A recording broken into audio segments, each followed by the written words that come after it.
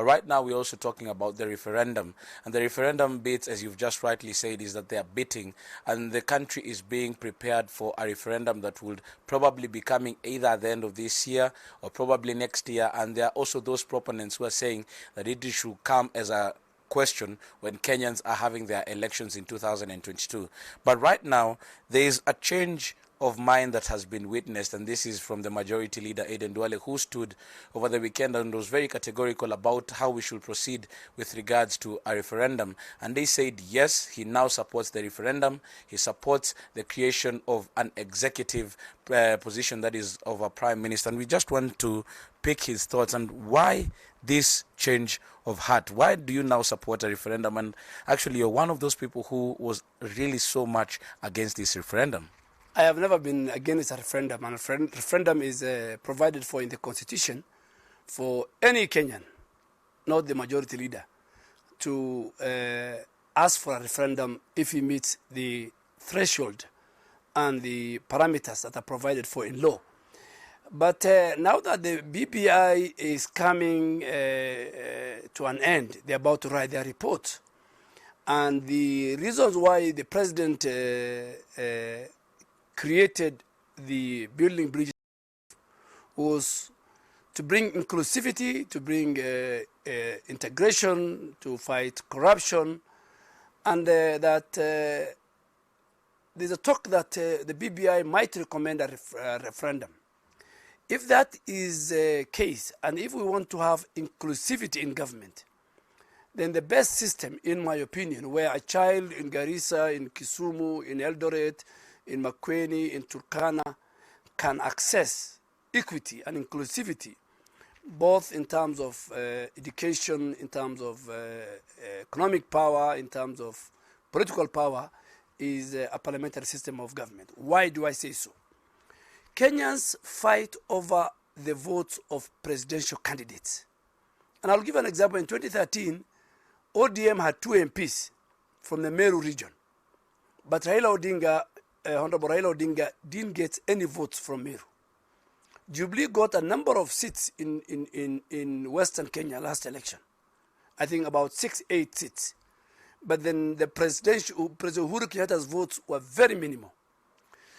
So the contest, the tension, the tribal undertones are in a presidential system of government. It's in the presidency election at the ballot, and then even bombers. But if we go parliamentary, where the party with the largest number of MPs and senators, or a coalition of parties with the highest number, can form government, then even the existence of bombers of Kenya will not be there. Even the existence of going to the Supreme Court to challenge presidential elections will not be there. So that is where I'm drawing my argument, that for inclusivity to work, and it has happened in countries where the tribal dynamics are serious, where tensions build up, like Ethiopia. Ethiopia, you know, the tribal arithmetics between the Somali region, the Oromo, the Amhara, and the other minorities decided to go the parliamentary system of government. So in the event that the BBI is going to recommend a referendum, of course a report must be brought to parliament for adoption, the signatures must be collected, but in the event where all the parties agree on a referendum, I think we should either agree as a country to keep this divisive, volatile, explosive pure presidential system of government, or we go a parliamentary system where even the prime minister will be subjected to answer questions on behalf of the people through their representative in parliament. If you look at our system right now... So your proposal is that we do bring the prime minister in parliament and he will be elected with the minority party or still the majority party? No. The prime minister must, for him to be a prime minister, he must garner the highest number of members of parliament and senators. So the prime minister, like in the Westminster system, will come and answer questions on behalf of the people representative. At the same time, we will have a very strong opposition leader who will be protected by the constitution, so that that opposition leader will have an opportunity to raise on the floor of the House and lead the backbench to ask questions. So I might be ranking, and that is the view of the pastoralist members of parliament, that is the view of the people of northern Kenya, that is the view of the minorities, because in this kind of presidential system of government, 2-3 big tribes will be leading Kenya until Jesus comes back home. So we must have an opportunity where a Turkana becomes a prime minister. You know, a Tharaka becomes a prime minister. Somebody from Coast can become a prime minister. If the inclusivity we are looking for is genuine and honest. So as we move forward, we do expect that we are going to be looking at conversations that are going to be started by yourself with regards to the pastoralist communities and the support for the BBI if they will be recommending for a referendum.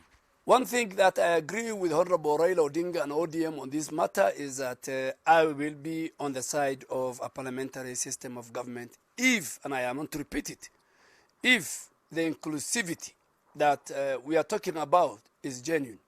You know, from 1963 to today, you have a very presidential system, a presidential election that is very divisive. You look at it. Moi used to win, President Moi used to win with 31%, 38% of the elections. So we must get a prime minister who commands the majority of the constituencies and senatorial seats and women reps in both houses. Well, just before I let you go, and picking up from the conversation that is in studio, are we really trying too much to keep Jubilee, and yet there's a feeling that Jubilee is no longer there? Is Jubilee there? No. Jubilee is a party like ANC, huge party. And Jubilee is a party that allows its members to have divergent views. The party leader and the deputy party leader, who is the president and the deputy president, are one. They are, under the constitution, they are one as a presidency. But we have over 216 members in the National Assembly. And we have the majority in the Senate. We have the majority in the counties. So when you have a large family, then you will have a lot of divergent views. But I can tell you that Jubilee is prepared for a referendum. Jubilee is prepared for its succession politics, and we're only asking our members not to form different factions. It's not in the interest, whether you call yourself Keleweke, Tangatanga, Embrace, Inua Mama. Those are formations that are not recognized within the Jubilee party structures. We have the NEC, we have the PG, and we have the National Delegates Conference. And we have our structures on the ground. The rest of these other amorphous things you see, those are people who want to